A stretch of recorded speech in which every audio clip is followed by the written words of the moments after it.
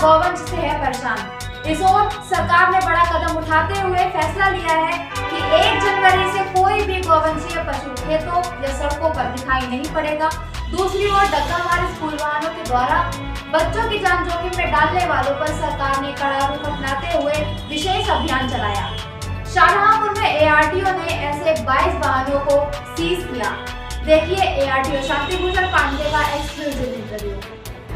न्याय सभी को, लेकिन तुष्टीकरण किसी का नहीं होगा। मुस्लिम वोट लेने वाले लोग हलाल ट्रेडमार्क का समर्थन कर रहे हैं। आलू, धनिया, मिर्च में भी हलाल ट्रेडमार्क का क्या मतलब है? उत्तर प्रदेश के पशुधन एवं अल्पसंख्यक कल्याण मंत्री धर्मपाल सिंह ने पत्रकारों के सवाल पर सरकार का पक्ष रखते हुए कहा।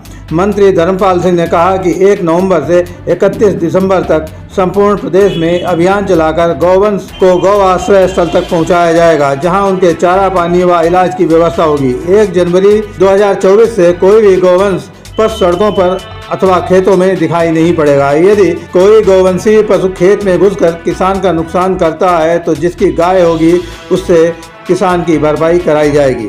उन्होंने बताया 1 जनवरी से आवारा गौवंशों को काजी हाउस में बंद किया जाएगा। रिसेंटली न्यूज के द्वारा पशु चिकित्सालय में व्याप्त भ्रष्टाचार व धन उगाही की ओर मंत्री का ध्यान आकृष्ट किया गया तो उन्होंने कहा कि यह संज्ञान में आया है और पशु चिकित्सक से स्पष्टीकरण मांगा गया है। उन्होंने विभिन्न दुधारू पशुओं की नस्ल में सुधार की योजनाओं को भी बताया।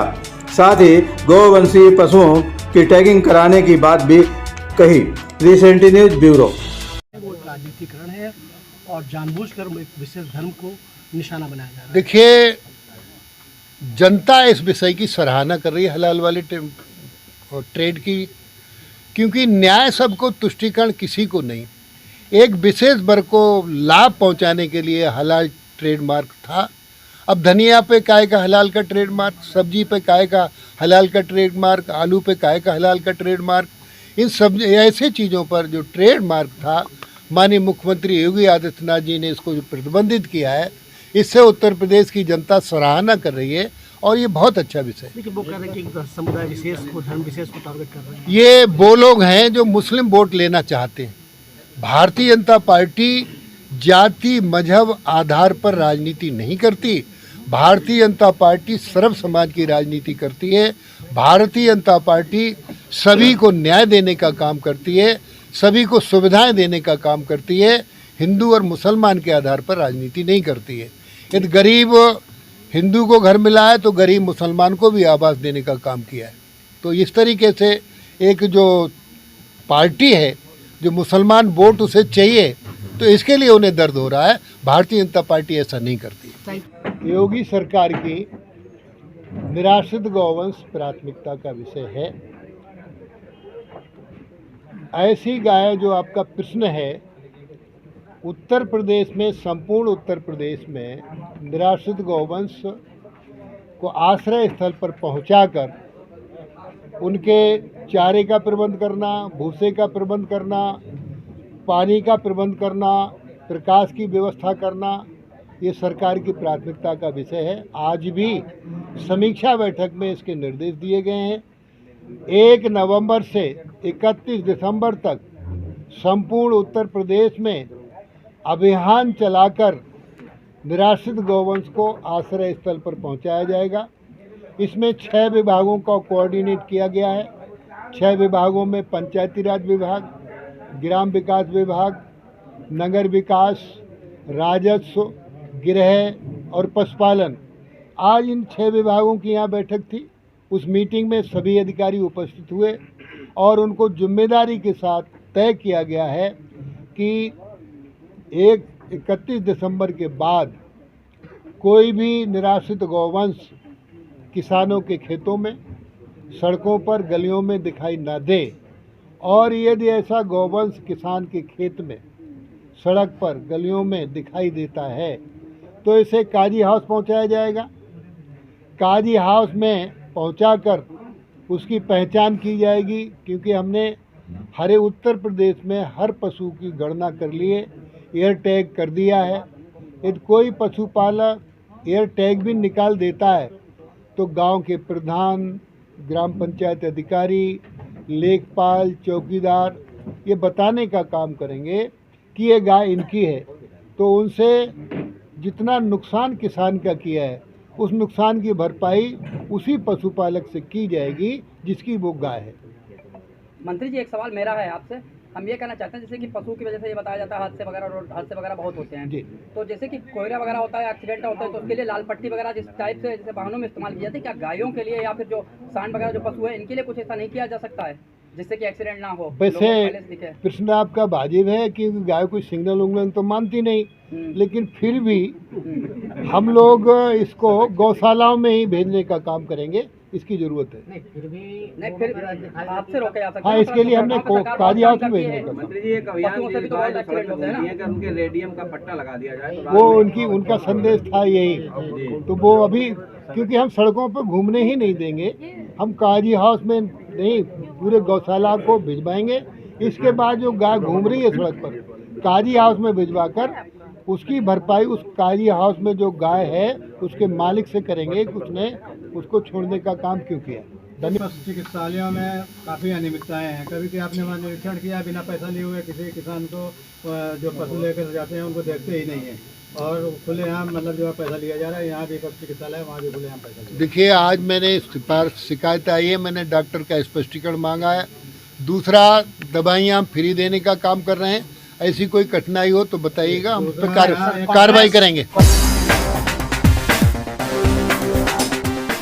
बदायूं में सड़क दुर्घटना हुई थी जिसमें कई बच्चे स्कूल वाहन से जा रहे थे और उसमें दुर्घटनाग्रस्त हुए थे। उसके बाद शासन में एक विशेष निर्णय लिया और सभी जनपदों को कहा कि जो अनधिकृत रूप से वाहन चल रहे हैं स्कूल में बच्चों को ले जाने ले आने के लिए, उन पे विशेष ध्यान दिया जाए। किसी भी प्रकार की असावधानी से दुर्घटना हो सकती है। और इसी को लेकर के शाहजहांपुर के ARTO शांति भूषण पांडे जी ने विशेष अभियान चलाया और बड़ी जागरूकता पैदा की लोगों में, अभिभावकों में। साथ ही उन्होंने इस बात पर भी विशेष ध्यान दिया कि कैसे वाहन हैं जो कि अनफिट हैं, जो अनधिकृत रूप से चल रहे हैं, और उन पे विशेष कार्रवाई की। तो अब ये जानना चाहते हैं कि कितने वाहनों पे इस प्रकार कार्रवाई हुई है और भविष्य में क्या प्लानिंग है जिससे कि इस प्रकार की दुर्घटनाएं ना हो सकें। शांति भूषण जी, आपका बहुत स्वागत है। किस प्रकार से आप इस अभियान को चला रहे हैं? देखिए, शासन निर्देश पे हम लोग एक विशेष ड्राइव स्कूली वाहनों के खिलाफ चला रहे हैं, जिसमें 56 निजी वाहन जो है चालान किया गया है और 23 वाहन जो है बंद किए गए हैं।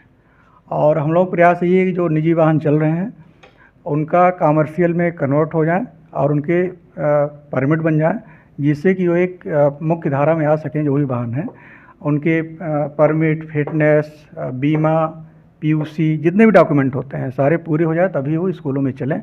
और अभिभावकों से मेरी अपील यही है कि वो ऐसे वाहन में बच्चों को न बैठाएं जो कि अनफिट हैं या जो मानक का पालन नहीं करते। माननीय सर्वोच्च न्यायालय के परिवहन विभाग का ऐसे वाहनों पे अपने बच्चों को न बैठाएं। यम परिवहन ऐप पे बहुत आसानी से आप लोग देख सकते हैं, अभिभावक देख सकते हैं कि इस वाहन जो जिससे बच्चों को भेज रहे हैं उसका प्रॉपर डॉक्यूमेंट है या नहीं है। ये कितने वाहन अभी आपने इस पीरियड में इसमें कार्रवाई की है, कितने सीज किए हैं? 56 चालान किए गए हैं और 22 वाहन विभिन्न थानों में बंद किए गए, कुछ ARTO ऑफिस में निरुद्ध किए गए थे। और कमिश्नर मैडम और जिलाधिकारी महोदय द्वारा मीटिंग भी लगातार ली जा रही है, मॉनिटरिंग की जा रही है। कल भी अभी कमिश्नर मैडम ने मीटिंग ली थी वहाँ पे बरेली में, और DM साहब ने भी बीच में अभी मीटिंग लिया था। सारे उनसे जो प्रबंधक हैं, स्कूल के प्रधानाचार्य हैं, और सख्त निर्देश हैं कोई भी वाहन ऐसा नहीं चलेगा जो कि मानक को पूरा ना करता हो। और दूसरा अभिभावकों से मेरी अपील ये भी है कि ई-रिक्शा पे जो बच्चों को बैठा के भेज रहे हैं, जिन पे जाली न लगी हो, या फिर जो ड्राइवर अपने आगे की सीट पे 2 बच्चों को लटका लेते हैं, अगर कोई भी ई-रिक्शा चालक ऐसा कर रहा है तो अभिभावकों की जिम्मेदारी है कि अपने बच्चे के जीवन को देखते हुए, उसकी सुरक्षा को देखते हुए ऐसे वाहन पे उसको न बैठाएं। इस समय ऐसे वाहन जो अनधिकृत रूप से चल रहे हैं, इनके लिए आगे क्या कार्रवाई कर रहे हैं आप? लगातार हम कार्रवाई कर रहे हैं, लगातार प्रबंधक से बात कर रहे हैं, हम लोग अभिभावकों से बात कर रहे हैं। अभिभावकों से ज़्यादा संपर्क नहीं हो पा रहा है, लेकिन प्रबंधक से के माध्यम से हम लोग लगातार अभिभावकों को जागरूक कर रहे हैं कि प्रबंधक जो हैं अपने जो भी निजी वाहन हैं स्कूलों से अनुबंधित कर लें, तभी उनको प्रॉपर डॉक्यूमेंट के बाद ही उनको चलाएं, रोड पे चलाएं। कुछ डग्गामार वाहन चल रहे हैं जिन पे कई बार आपने प्रयास भी किया है और आवश्यकता से अधिक सवारी उसमें ओवरलोड भी रखते हैं, इसके लिए क्या किया? अभी हमारा अभियान चल रहा था, 20 से 24 तक अभियान चल रहा है, जो अनधिकृत यात्री वाहन है, जिसमें बसें भी हैं और इको, मैजिक, जो भी वाहन अनधिकृत रूप से चलते हैं। हमने अभी तक लगभग 12-15 गाड़ियां बंद की हैं, जिसमें 7 बसें शामिल हैं जो लंबी दूरी की हैं, जिनमें ओवरलोड सवारियां बैठी हुई थी। उनको ला के रोडवेज कैंपस में निरुद्ध किया गया है और उनसे जो जुर्माना होता है नियमानुसार वसूल किया गया है। तो ये शांति भूषण पांडे जी का कहना है कि अभिभावकों को भी ध्यान देना चाहिए, साथ ही जो व्यवस्थापक हैं विद्यालय के उनको भी ध्यान देना चाहिए कि अनधिकृत रूप से चल रहे वाहनों में अपने बच्चों को वो ना भेजें, साथ ही वाहनों में भी सारी सुरक्षा की व्यवस्था हो, इस बात पर भी ध्यान दिया जाए। शाहजहांपुर के थाना रामचंद्र मिशन क्षेत्र में विगत दिनों एक ढाबा से ट्रक चोरी कर लिया गया था, जिसे पुलिस ने इसी थाना क्षेत्र से उस समय बरामद किया जब ट्रक चोर नंबर प्लेट बदलकर उसे बिहार ले जाकर बेचने की फिराक में थे। गिरफ्तार अभियुक्तों ने अपना नाम शहजाद, सलीम व आस मोहम्मद बताया। शहजाद ने बताया कि ट्रक उसके बड़े भाई का था, जिसे उसने साजिद को बेच दिया था। अब वे लोग इस ट्रक को चुरा कर बेचने के लिए ले जा रहे थे। Recently news bureau.